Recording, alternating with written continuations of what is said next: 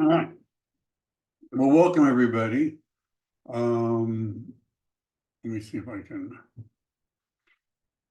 Cool. And so I believe that there's been a handout that's inside the, I see it, that's been pasted in. You might want to open it up. We're going to be all over the place today. And it's going to look something like this.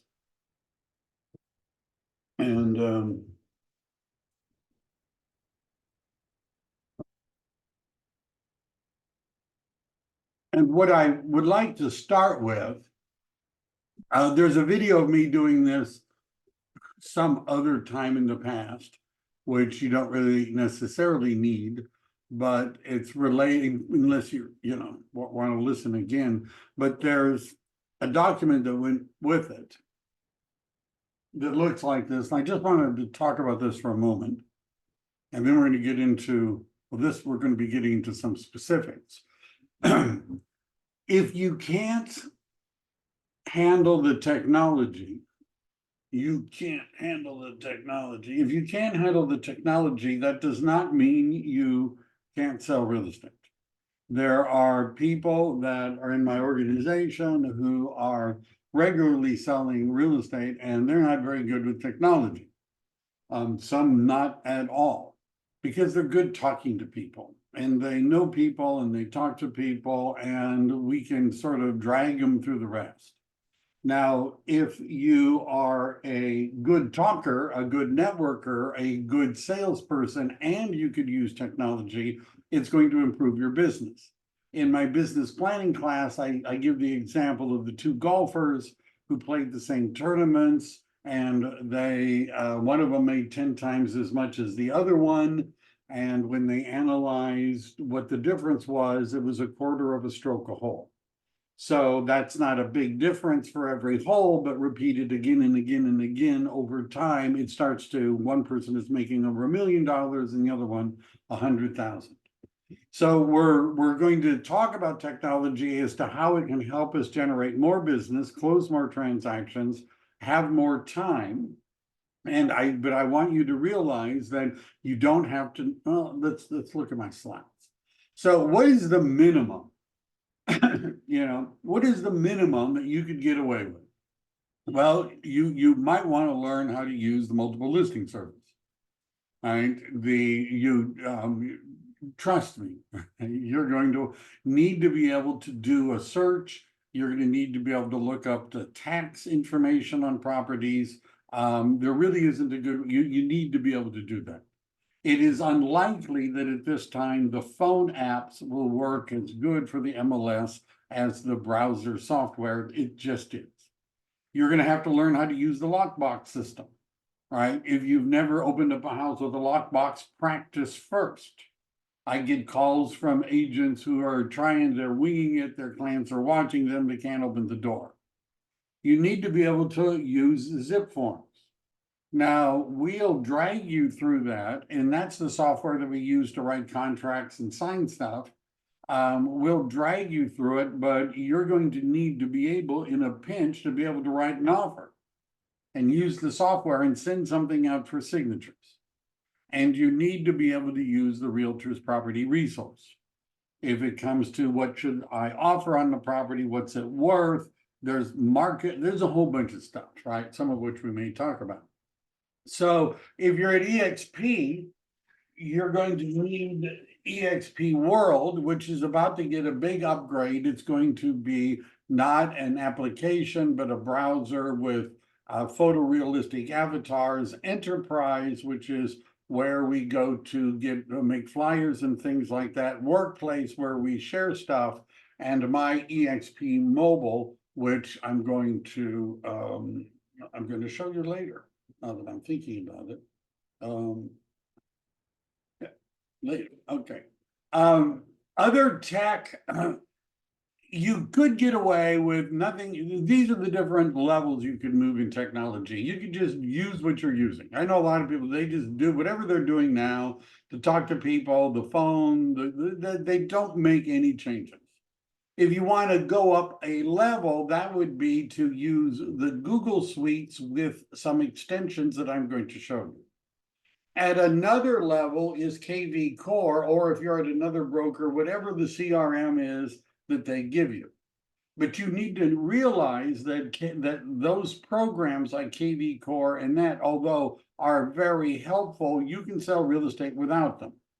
If you're doing internet lead generation and that's your focus for generating business, you need a program with all those whistles and bells, landing pages, squeeze pages, campaigns, all that sort of stuff.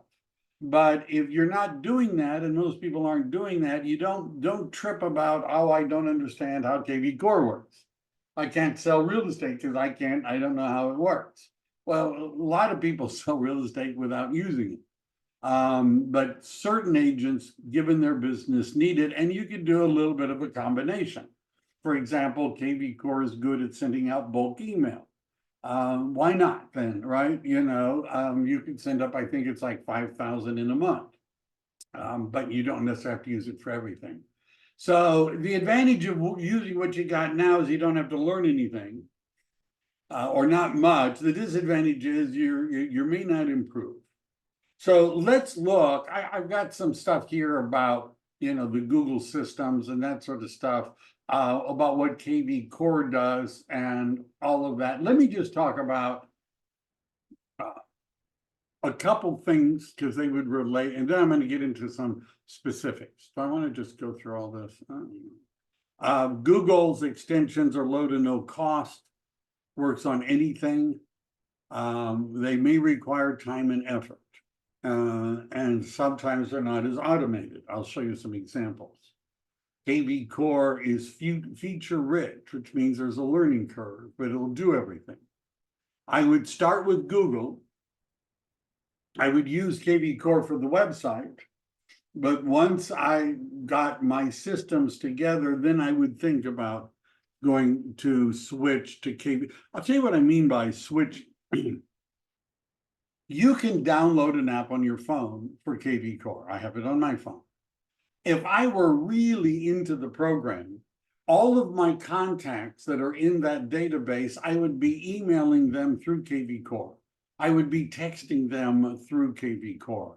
When I call them on the phone, I would be doing it through the KV Core app so that it was keeping a record of that contact. Very few people are doing all that. Right? Very few people are. Most people are just saying, well, I'm going to send out a newsletter to everybody. I'll use the system for that. I want to create some things I can post on social media. I'll use it for that. We'll talk about that. So it creates landing pages, which even if you're not using it as your full CRM, the seller valuation page is a page that says, find out instantly what your home is worth in today's market, fill out the form. I'll tell you immediately what your home is worth. Instant home valuation, right? Some people fill it out. You could give people a list of all the properties that have had major price reductions. All the properties. If you want to see a list of all the properties where they're having price reductions, click here and that's a type of landing page. Here's a list of all of the open houses that are going to be held. Of course, people could get that from Zillow or Redfin, but anyhow, there are others, but that's something that you can do with KV Core that goes beyond just using it as a CRM, right? Landing pages, and now I'll probably show you some examples. When it comes to searching searching properties, KV Core, let's just say, real estate broker CRMs and websites are limited in their inventory to the properties that are in the MLS of the agent. So I'm in MLS listings. If there's a listing in San Jose, but the agent who listed it put it in Bay East, that'll show up on the MLS, but it doesn't show up on my company website. Why? Because Bay East isn't the same MLS.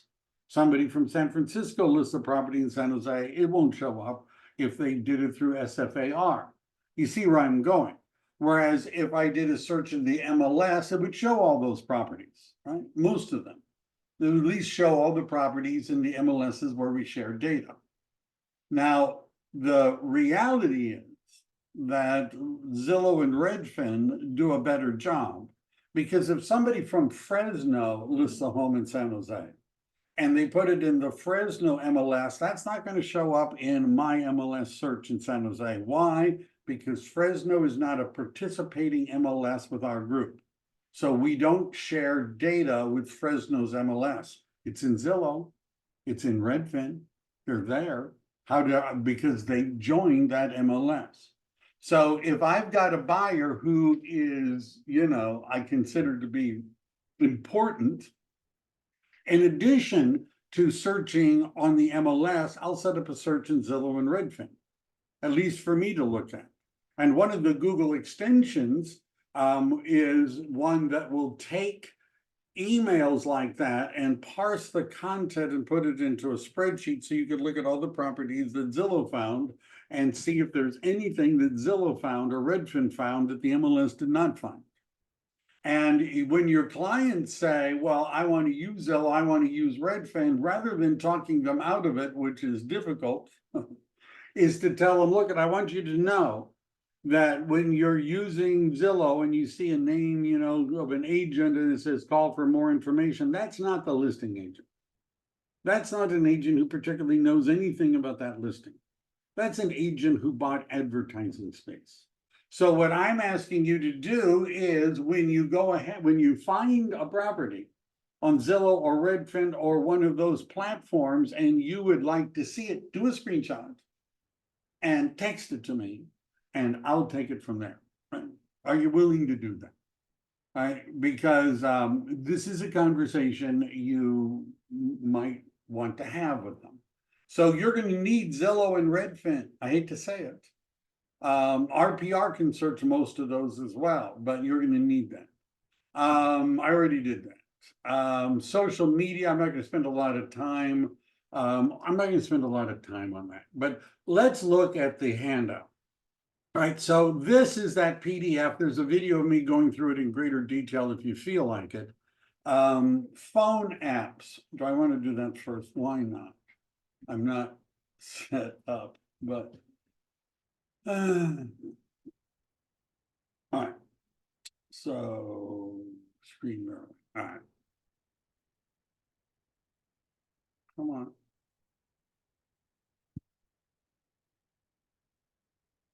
It's you. You're gonna let me do it or not? Here we go. Remind. I don't know. It's crashing on me. Maybe it doesn't like. Maybe it doesn't like.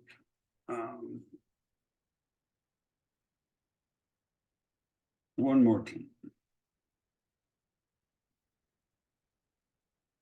Well, I'm not. It's not happy. So I'm. I don't think I can use that program. So I won't. You'll just have to imagine what my phone looks like.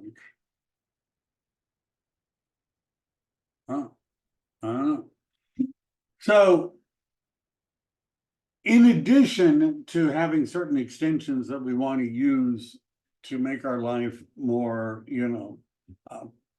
run easier, there are certain apps that you might want to have on your phone.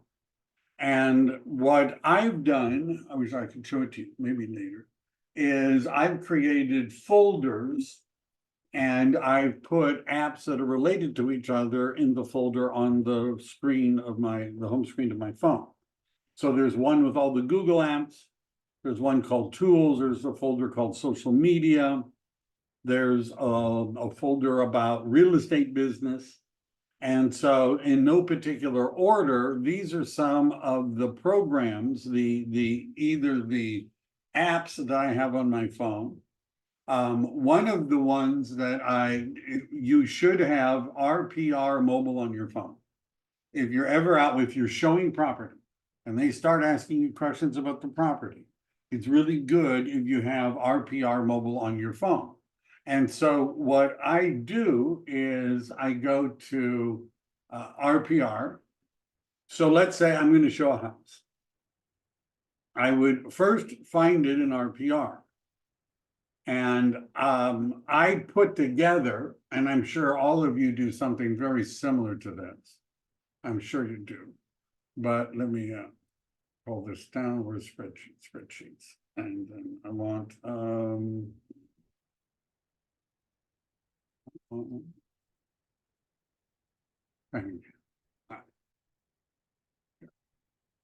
so this is a sample of one that I did before. These are all properties that I was showing in Saratoga. And so if I'm showing properties, one of the first things that I want to do is I'll create a folder in Google Drive, which I'm going to share with the clients. And that folder allows them to put stuff in and allows me to put stuff in, and we're sharing it with each other when we do that. If they've got their pre-approval letter, they can just put it in the folder. If I get a prelim, I can put it in the folder for that property. And so here is, and I would put in, this is a spreadsheet that I would share with them. So here's a list of the properties that we were going to be looking at. Here's the price. You can see we were, slumming it. I would put in some of the basic information about the property because I can pull a Google Sheet up really easily on my cell phone. I've also put in offer due dates. I've also put in if they have little notes about that, right? And even if they have showing notes, I might put that later. If they have disclosures, before I've showed the property, I've requested the disclosures and I'd put the disclosure links in. If they use whatever system they're using for showing the property, I put it here. Do not go direct. Here's Calendly. These are different links that they use. And then I would run a market report of the property with comps and everything in RPR. And let me just pick something. How about that? All right. I would run it in RPR first. I would then find it in RPR is what I'm saying. I would save it as I would save it and highlight it. And the reason I'm going to do that, clicking that button up there, is because on my RPR mobile app at the bottom, I can click on something and it'll show me all of the properties I've saved.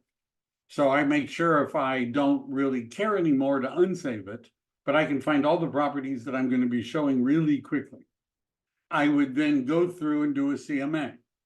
I would run a property report, and that link that comes out is a live URL, and I would paste it in here. So before my clients and I looked at the property, they have the disclosures, they know what properties are selling for, right? If they were saying, why can't I've showed them what the showing instructions are and all of that sort of stuff. This is, we're trying to integrate these things together. I also, this is maybe all over the place, but when I'm doing the showing, I use Google Calendar, and I would create a series of calendar appointments with the addresses of the property and then share it with them so that we all had the itinerary together. Navi, did you have a question? I do. Yeah, so I'm actually going through this right now, and I've been talking to you as well.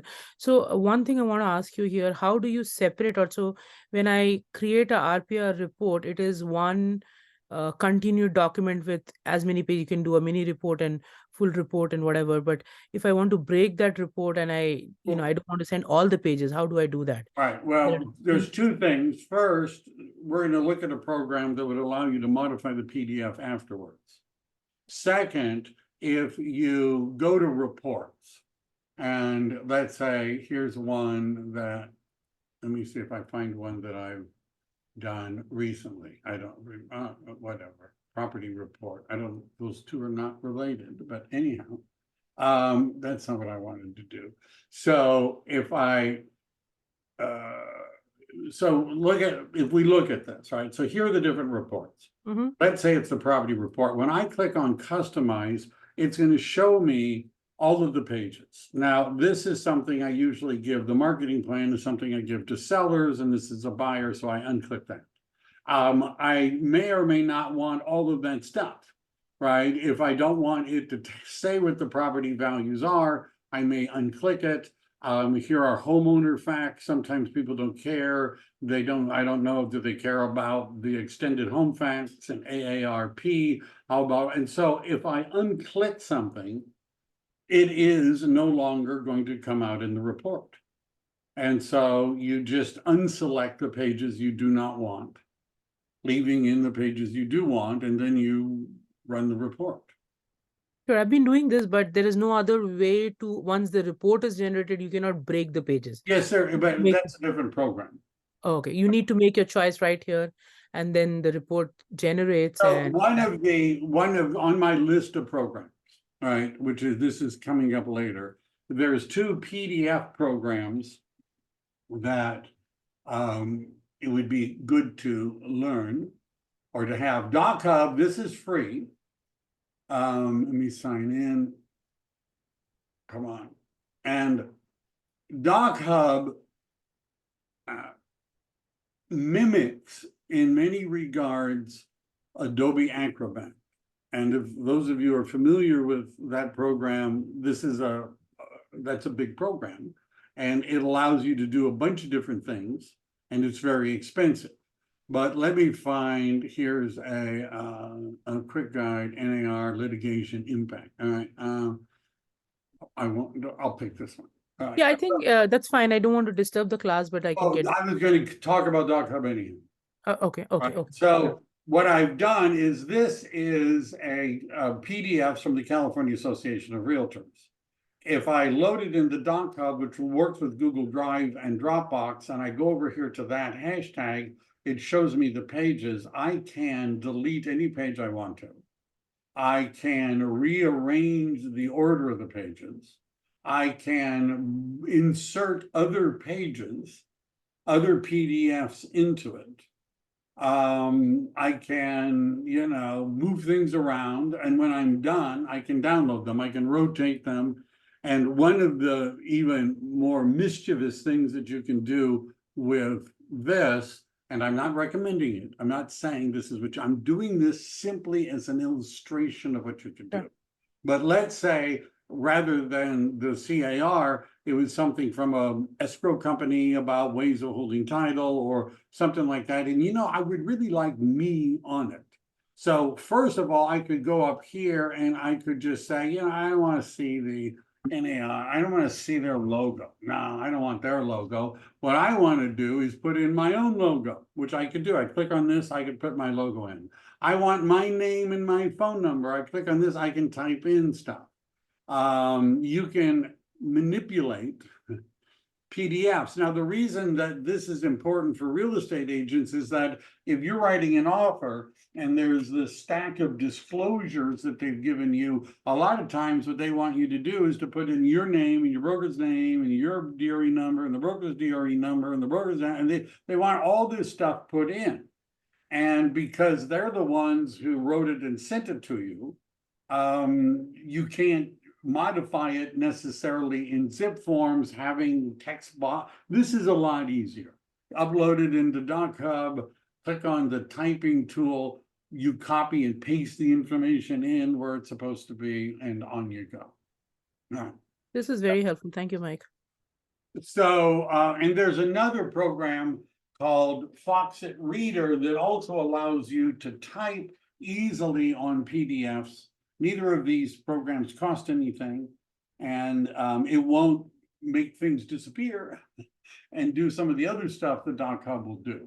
So you're going to want RPR, and so you understand. So let's say I'm showing property.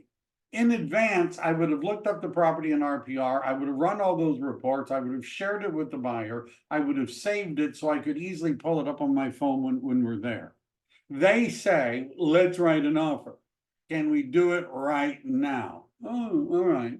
Well, if I have Zip Forms mobile on my phone, maybe I could do it right now. Now, what I would do, I'm not going to demonstrate everything because it'll take way too long. But in advance, before I'm showing property, I would have made sure that in Zip Forms, my clients are there as contacts. And what that allows me to do, if I've already got most of that information, it makes it very easy for me to go from RPR to zip forms. Because in RPR, I can click a button that says, I'll go to zip forms, and it would pull up the offer, or the ability to write an offer. And at that point, I would have their contact information, all that other kind of stuff. You want RPR on your phone, you want zip forms on your phone. Now, this may seem, I'm a Google guy, so this may seem, like strange. But one of the other programs I use a bit is Microsoft Office on my cell phone. Yes, right, on my cell phone. I use Microsoft Office. And what I don't use the word processor. I'm not using Excel. But on the mobile part of Microsoft, there's a thing called Lens, and it has one of the best document scanners for free that you can get on your phone. And you can find lots of apps that scan documents, and a lot of them have, ads in them and stuff. This is Microsoft Office that you're installing. Right, you're not installing some weird program that somebody wrote that does scanning, and it'll scan it to an image, it'll scan it to a PDF, it'll allow you to send it, it can convert it into Microsoft Word. Did I mention this is free? Right, if you don't know this, Microsoft gives anybody who's willing to give up some information a free Microsoft Office online account, and also it works on the phone, you don't have to pay anything for it. I also, and this does require, so far, none of these have required any additional money other than what you're already paying for the Association for Zip Forms and RPR. I also have LastPass, which is one of the password remembering programs. And yeah, I've heard all about, well, I don't want to spend 20 minutes trying to log into something, particularly on my cell phone. So this does cost something. And I forget don't ask me what they all cost. It's a problem, I guess. But if I can go to LastPass on my phone and find a website and hit launch, LastPass will take me to the website and log me in. I have the KV Core open house app, and I also should just say the KV Core app. Michael, could I? Yeah. I just want to say I also have a different company, but I like how they sync between the computer and the phone app. Yeah. And you can sync everything, and it's so easy. After a while, and if you don't have to make a password, you can make a password that no one will know but you and the password generator. Right. Yeah, it's most major real estate brokerages have a CRM that you can put on your phone and then open. I mean, yeah, but yeah, it's LastPass. There's a lot of. Oh, I see what you mean. You use something other than LastPass. There's a lot of them. I've been helping real estate agents for a long time with technology, and most of the time I spend is watching them struggle to log into a website. I've lost years of my life watching real estate agents struggle to log into something, and they can't find their password, and they wrote it down, and then they have to reset it, and then I'm just saying. The other things that I have on my phone are some shortcuts. One of the programs I use is called Clipboard History Pro. And if you're looking at my extensions up here at the top, it's the second one that's green. And I'm not going to open it up because it has, secret stuff. But if I ask for an image, here's an image, and I think you guys can see that. And here we go. So what it does is it remembers when I copy something to the clipboard. I can favorite things that I copy to the clipboard, which means they're really easy to find. If I didn't favorite it, but I really want it, I can go over to the search and search for it. And if I know a piece of it, it'll find it. The cloud, and I probably pay something, but not very much. The cloud means if I'm on one computer, I do this a lot, and I've copied something, and I click on the cloud button, which is this little airplane thing here. It's now copied into clipboard history cloud, and I go to another computer, and I'm in a browser, and I go up to that green thing. There it is, from one computer to the other computer, what I copied in the clipboard. Now, how do you use this? You ask me, you know, good loan agent, I'm going to be texting you Jody Hatano's contact information. How do I go to Clipboard History Pro, I've saved that as a favorite, copy, and paste it into the chat and send it. You want to know who I would recommend to open up escrow with, which title company, who would I contact, Brandon, paste it. In other words, and it'll save the favorites and things for, forever, just about. I use this a lot, right? And if you copied something a few minutes ago, how many of you have ever done this? You copied something, then you realized you had to copy something, and then you had to go back to copy the first thing in order to paste it in. Well, I don't have to worry about that because it's kept a history of what I've copied. And because it has a web interface, because it has a web browser interface where you could log in, you log in one time on your phone and you go and say save to home screen.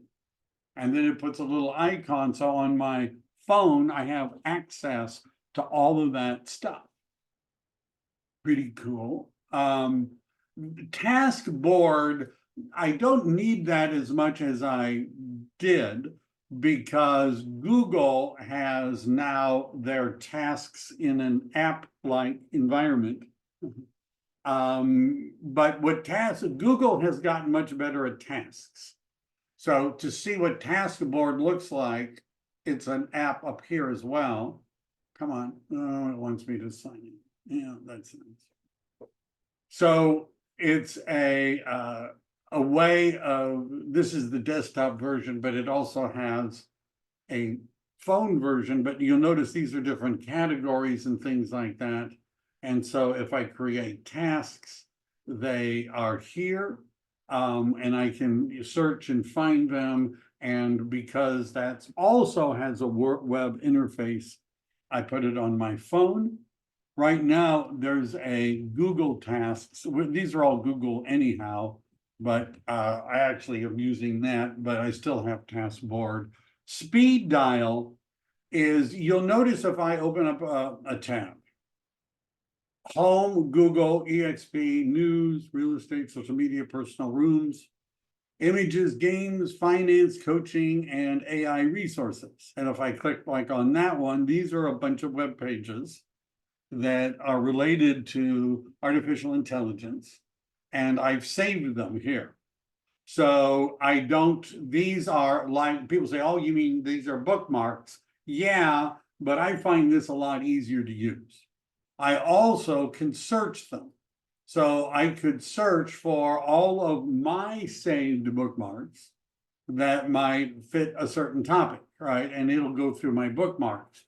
Again, Speed dial has a web interface, which means that it's not just an app. You can go to a web page and log in and see all of this stuff. And I have that saved on my phone and on the screen, the home screen, so that if I need to find a web page, I can go to speed dial. If I need to log into it, LastPass. If I have a special password, Clipboard History Pro, maybe, and I would be reminded to do this with Google Tasks and things. I have a bunch of other apps on my phone, but those are like a group that not everybody's heard of. Google extensions. So one of the more popular videos that I made on my YouTube channel was about how you can use Google stuff, free or virtually free, as a real estate agent CRM, right? You don't need all the fancy stuff. And this is a list of some of the extensions I use. And so if I open up Gmail,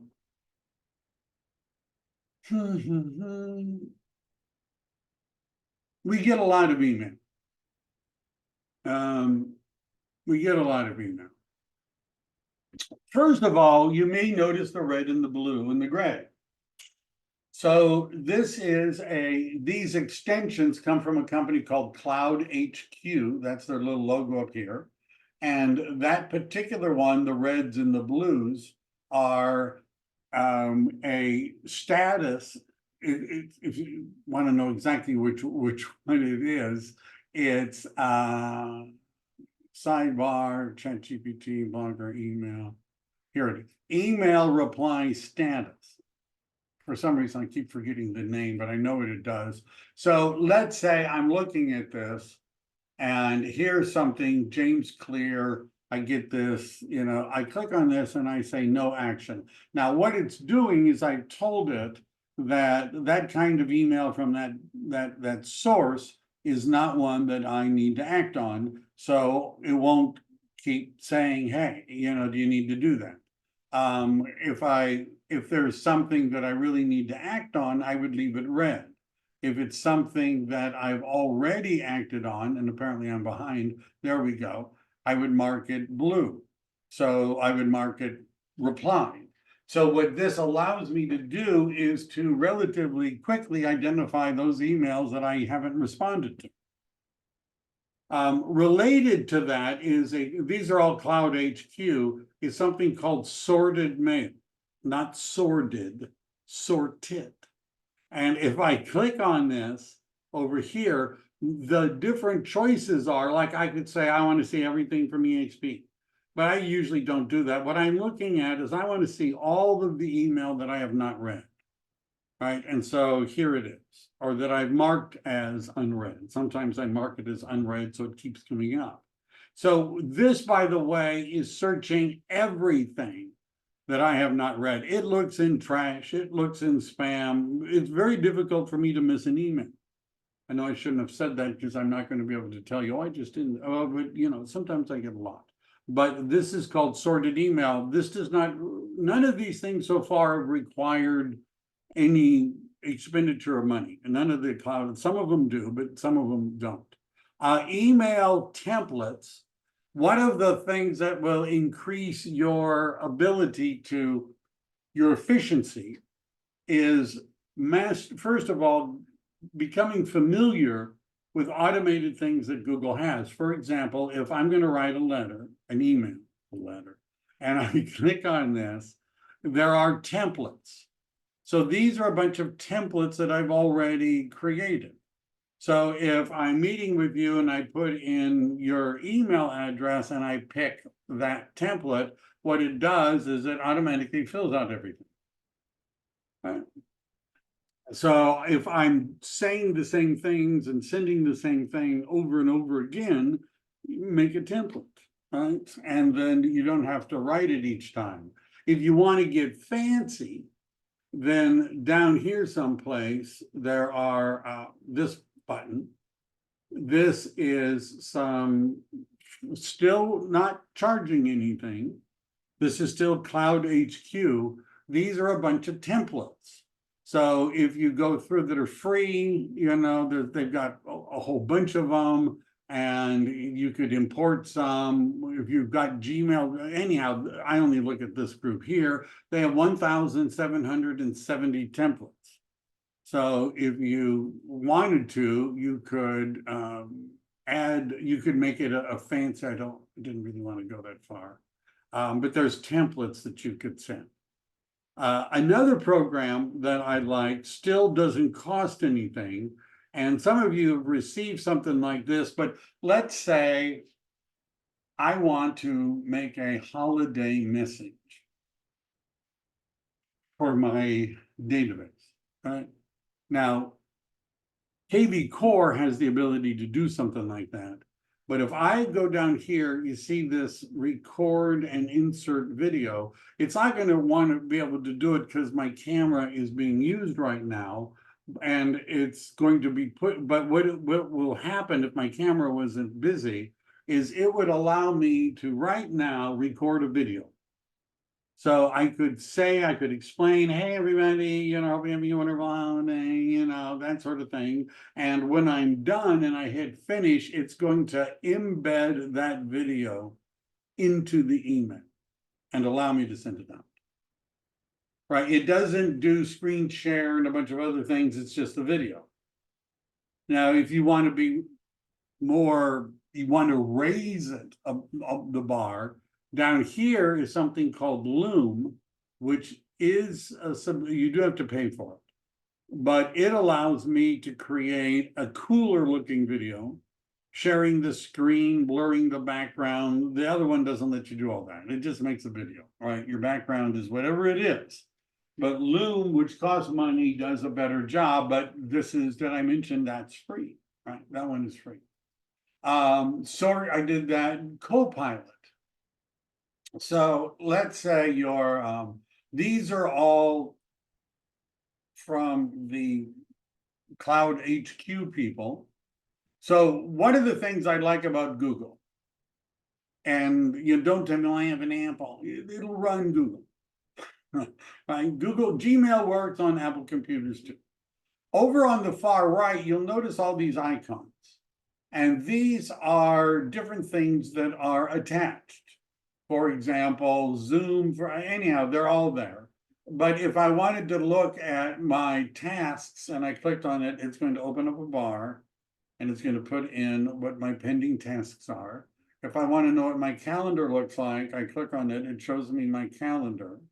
When I'm going places, I let Google Maps calculate the driving time between the two events. So if I'm showing property, we're all going to meet at this one to begin with. I've already created events for all the properties we're going to show because I want to have those addresses easily available in my phone. So if they say, let's skip that one and go to the next one, I just click on the next one and click on the address and navigation is taken over.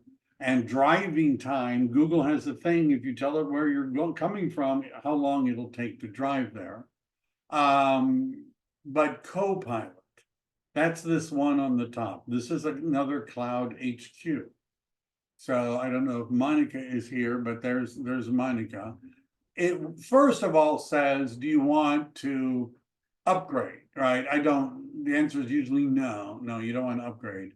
But what, it says then Monica did not read the last email I sent her. There's a place for me to take notes if I wanted to, which would be here the next time. Any reminders for what to do would be there. And notice it's going to show me, these are all the emails that have gone back and forth between Monica and I, right? So this is sort of a mini CRM. And by the way, all that information is in Google Contacts, but you could access it right now, right now. Right to the side, right? You don't have to log into Contacts, it's all right there. But there's Contacts as well. Google Voice, I use it for sending text messages. The program I use that works with Google Voice costs $4.99 a month. Google Voice costs something. Most of these things are free or not free.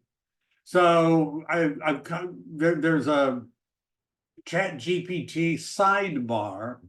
So I have a Windows computer, Windows 11, and I have Copilot, which I think you can see over on the right.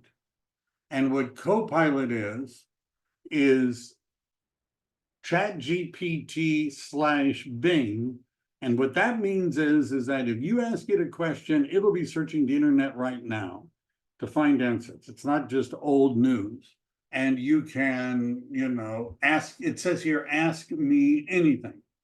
So if I'm doing something and I need to know something, I could just type it there and it will search and give me a ChatGPT answer.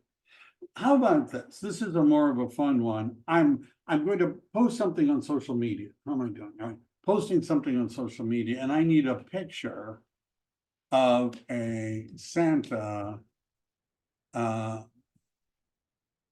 in Silicon Valley. I want a picture of Santa Claus in Silicon Valley. And what it's going to do, it uses DALL-E, like, you know, Dolly. And it's going to generate, I don't know why it's searching, it's going to generate a picture eventually, once it gets done telling me all the fun things it's doing. Now, you might be thinking, but this isn't going to work for me because I have a Macintosh, I have an Apple, and I don't run Windows 11, so I can't use Microsoft Copilot. Right.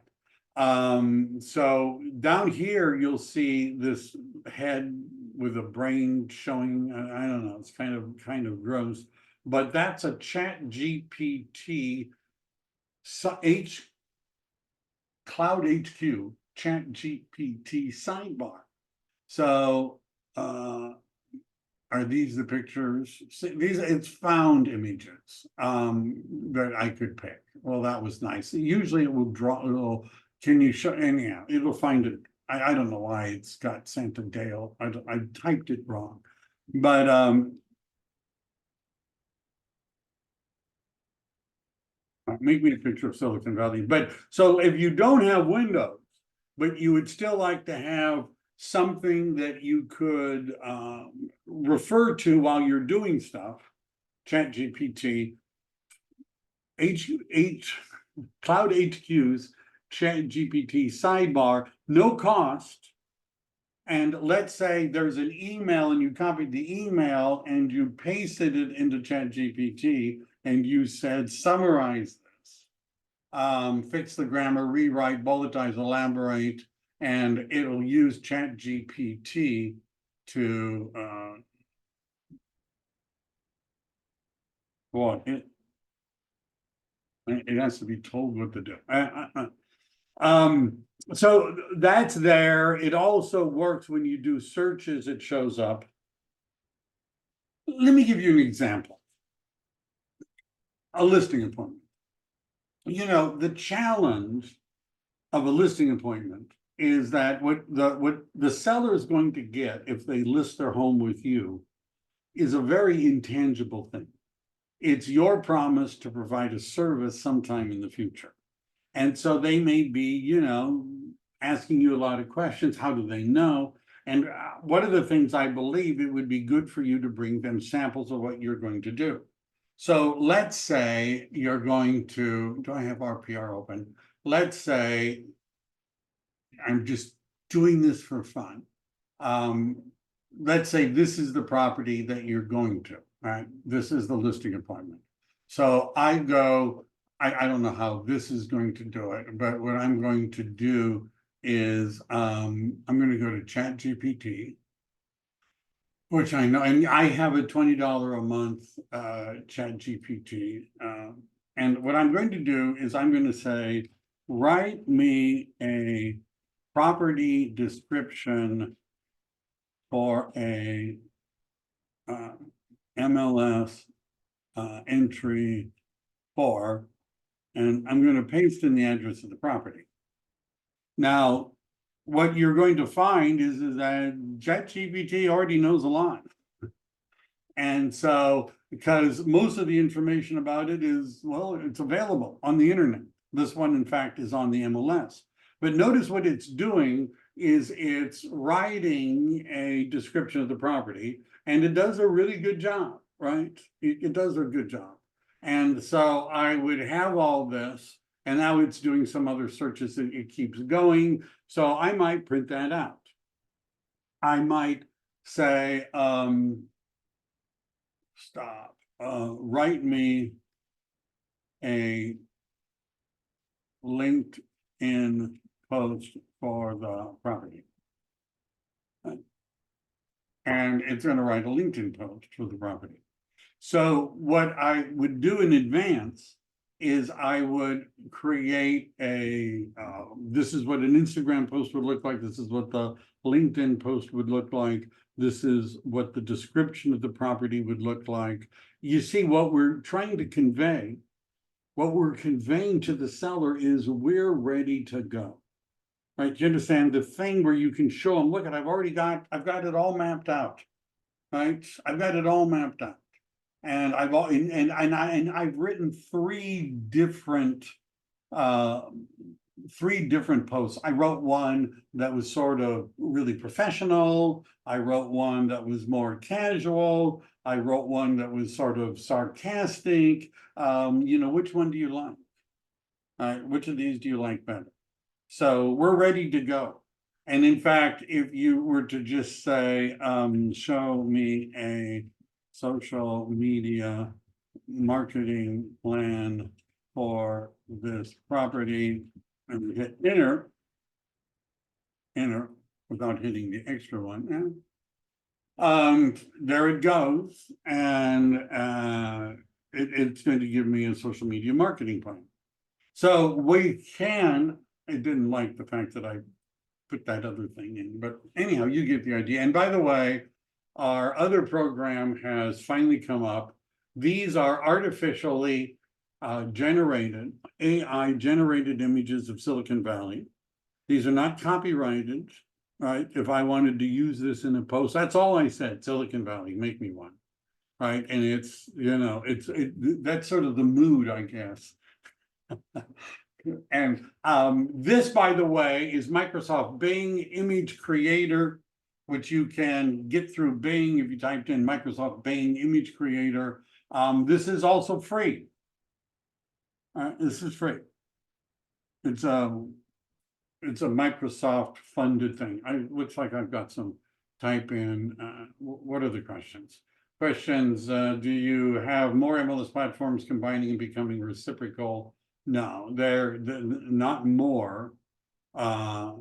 Unfortunately, what about other ILS and browser-based reality? What are the benefits? I don't know what the question is.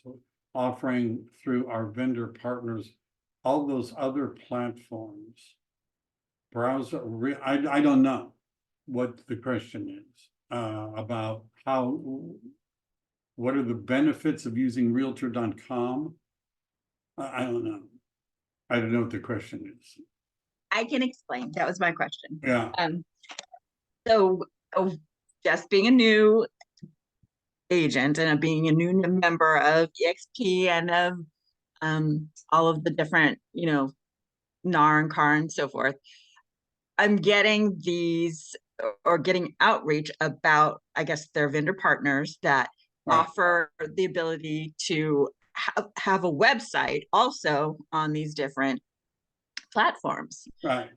And I know we have KV Core. So what are the benefits of doing it also on these other platforms? My recommendation, particularly if you're new, but even if you're not a new agent, but even if you're a used agent, is to resist the temptation to signing up for a bunch of stuff. Because you're going to be getting things for a long time, every day practically, wanting you to sign up for stuff. Now, if it's simply, can I get listed on that site and I don't have to pay them, I guess you could say, why not?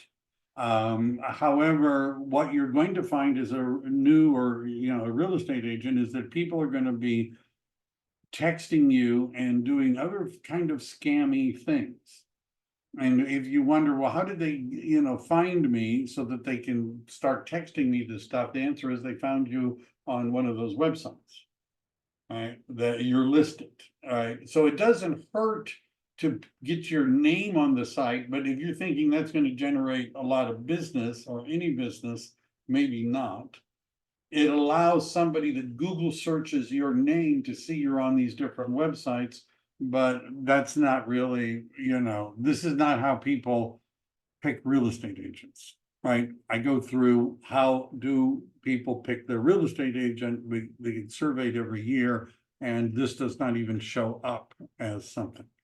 But it doesn't hurt necessarily, but I wouldn't, count on it. Your business is going to come from your having conversations with people. All right.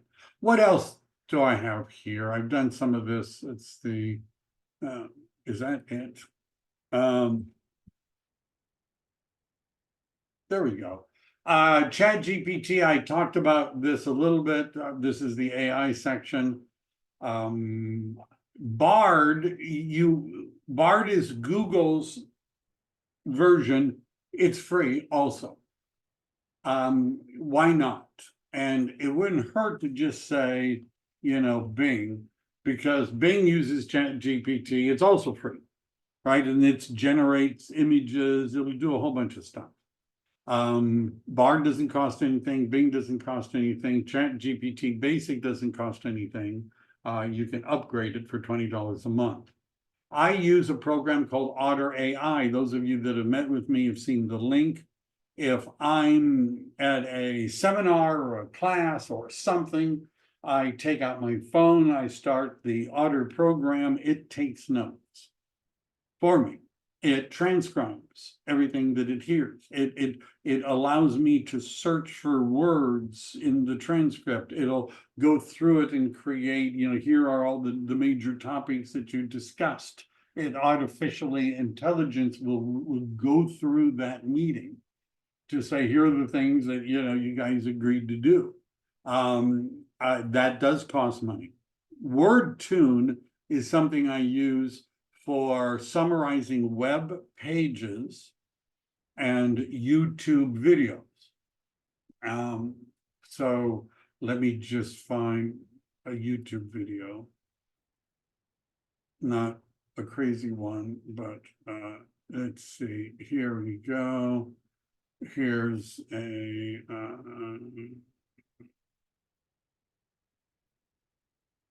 all right, just pick something. Everybody. So this is a 43-minute video, right? It's on a topic I might be interested in. But it's a 43-minute video and I really don't have a lot of time. Now up here, you're going to see a little icon that has a W in it and it's purple. You'll also see it over here on the right. And if I click on it, what it's going to do is it's going to pop open and it's now, I've already been through their training, so I already know what they're doing, but what it's doing is all the captions, right? That doesn't sound all that, special, but if I click on this and open it, what it's going to do is it's going to, the best it can, okay, I haven't seen it doing that before, but over here on the left, it's giving me a summary of the video. Over here on the right is its transcription of the video. And of course, the purple things are the parts that it picked out to put in the summary. It will also do this on articles on the internet. Transcribe, summarize it, get rid of the ads and things like that. That's WordTune. Fodor, and I have a section. Where is Fodor? F-O-T-O-R. F-O-T. Here we go. So one of the things that Fodor will do is if you take pictures of yourself, let's say you need a professional headshot, but you don't have one. But you got some pictures that you really like. Everybody says, oh, you look great with those pictures. So what you do is you go to Fodor and you upload at least 10 or so, but you upload a whole bunch of pictures of you looking different ways and that sort of stuff. And what it will do is it's going to produce images. And I don't think I paid it anything. You guys can figure that out, but it does like a limited number for free. So these are all, which are actually very, very realistic. Those of you that have met me in person would know that, very realistic. And let me see, here's one that, that's a artificially generated image. The one I like the best is, I gotta get this out of the way. So it generated here. That's how I look inside. Right, this was from my modeling days. So what it's done, in other words, instead of going and hiring a professional photographer, you take the pictures you've got of yourself that you like, you upload them to Photo, it will automatically, with artificial intelligence, generate pictures that you could use on marketing materials and things like that. What fun, right? There's also one, by the way, where the avatar, this is what I'm working on when I, where it's a photorealistic avatar, and there's one that it'll actually use my voice when it speaks. The avatar not only looks like me, it uses my voice. I'm kind of worried about that, because what I'm afraid is that Ra is going to, my director of administration is going to figure out that she's doing all the real work. And then she could replace me, right? You understand, by having this avatar, right? It would talk, sound like me, and I wouldn't be necessary anymore, something like that. I mentioned Doc Hub and Foxit, all those basic things. You also are going to want to have on your phone this is ChicagoTitleTransferTax.com is a web page, and Chicago Agent One is an app. And it allows you to determine ChicagoTitleTransferTax.com will give you who pays what, escrow, title, etc. Is there a city transfer tax? Everywhere in the state of California, it's a web page. Chicago Agent One is an app that would allow you to estimate buyers' costs and seller proceeds. You really ought to have that on your phone and learn how to use it. We've got videos, Chicago Title also. I've already talked about the showing. I'm not going to get into Loom and Zoom and more than that, because it's gotten kind of great. This is some of these things I've used for years. Some of the things, of course, are especially in AI are developing all the time. I try not to get consumed by spending time doing this, but if we can develop systems that makes things go easier and quicker, and we're not fumbling around to find stuff and that sort of thing, so much the better. All right, any questions before we? And by the way, my background was a image that was created by that program over there, the one that was generating the images of Silicon Valley. Same program. I just asked it to make me a Silicon Valley. And you can see, those of you that know, as a Silicon Valley backdrop of and this is what it produced. Question, motion. Hey, Mike. Good day, team. I just have a quick question. The technology that's coming out that you shared and that you mentioned so much of it coming out, is it okay to become reliant on it if it makes our lives easier, or will it dumb us down? Well, yeah, I don't think that we should even use it. We should still walk instead of drive a car, right? Because you certainly don't want to get, caught up in technology, and we should throw our cell phones away and go back to carrying, change and looking for the payphones. And no more microwaving. Oh, no, you're going to have to. So things move. We grow or we die is a Kaizen statement, right? Trying to stop this is like getting in front of a runaway train. And it makes so many things easier. Its ability to write a nice email or to come up with a property description. And for example, I use it on Excel spreadsheets. I have spreadsheet issues, and it took a couple of hours for it to finally figure out how to do something that I wanted it to do, and it eventually did. I'll tell you, Bard and ChatGPT are good at spreadsheets, and ChatGPT even has a plugin that allows me to upload the spreadsheet. And finally, ChatGPT said to me, "Show me the spreadsheet." that you're talking about. I want to see it. And so I gave him the link and it, said, oh, all right. And then it, gave me the right formula eventually. So I think all this is good so far. Anyhow. Thank you for that. Okay. Have a great day, everyone. God bless. Happy holidays. Happy holidays. All right. Merry Christmas. Thank Bye. you. Happy holidays. Thanks, Mike. Thank you. Happy holidays. Thanks, Mike. You're welcome.